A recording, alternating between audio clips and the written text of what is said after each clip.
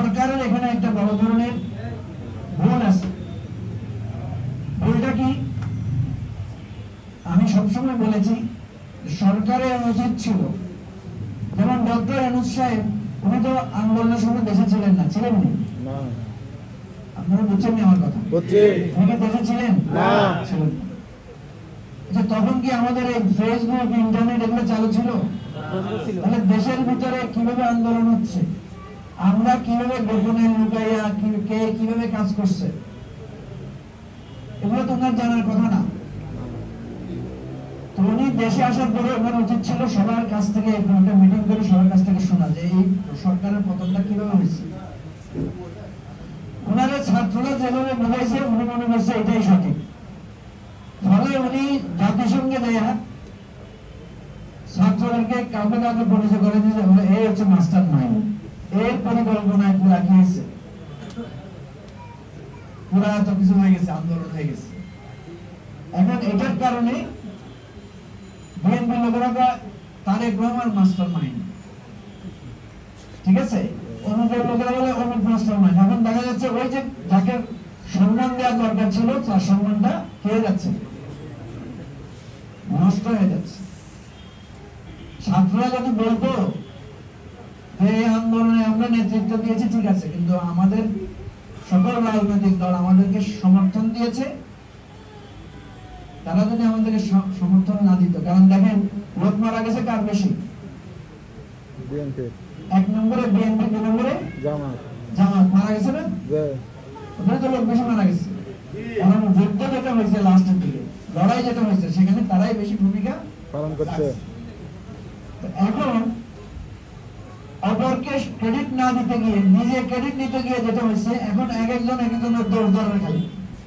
তোমরা তো ডিবি অফিসে আসিলা, তোমরা তো আন্দোলন সভা আসিলা, আমরা নোয়াইলে কেন হাইতাম? এখানে আমরা তো 17 বছর ধরে কিচ্ছু হারেন না, আমরা খালি কথা নিজের হবে, ঈদের হবে, একজন আরেকজনের কি করতেছে, দোষ করতেছে। জামাতের লোকদের সাথে লাগতেছে, জামাতের লোকের পর কর, আপনাদের নেতার করে বসে দিয়ে গেছে, আপনারা কিচ্ছেন। তো এই হলো, আমি কি কোনো ভুল করিনি? না, এই হলো আমাদের এখন সংকট। আমরা ছোট বলে আমাদের কথাগুলোকে ওইভাবে গুরুত্ব দিচ্ছে না, কিন্তু আমরা কথাগুলো বলতেছি, যার কারণে আমাদেরকে অনেকে সাধুবাদ জানাচ্ছে যে ভাই আপনারা মাঝখানে দাঁড়ায়া, আমার অনেকে কারণ তো বিএনপি সুনাম করেন দিলেন, বিএনপি কোনো কষ্ট করছে না, জামাতের সুনাম করেন দিলেন, জামাতের লোকেরা জীবন দিচ্ছে না, ছাত্রদের এত ছাত্র বলে তো মাথায় করেন দিলেন। ভাই ছাত্ররা না আইলে কি আন্দোলনটা হতো? হতো নি।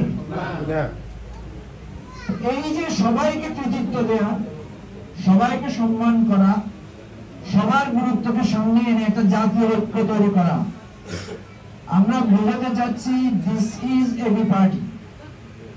এটাই হলো এবি পার্টির রাজনীতি। তো এখন সুবিধা আছে, সবাই আমাদের কাছে আসে দুঃখের কথাগুলো বলে। এই কারণে আজকে এবি পার্টি একটা গুরুত্বপূর্ণ দল। আমাদের সংখ্যা এত বড় না, আমাদের শক্তি এত বেশি না, কিন্তু গুরুত্বের জায়গায় আমরা গুরুত্ব পাচ্ছি। বিদেশিরা আমাদেরকে ডেকে ঘন্টার পর ঘন্টা আমাদের কাছ থেকে কথা শুনে।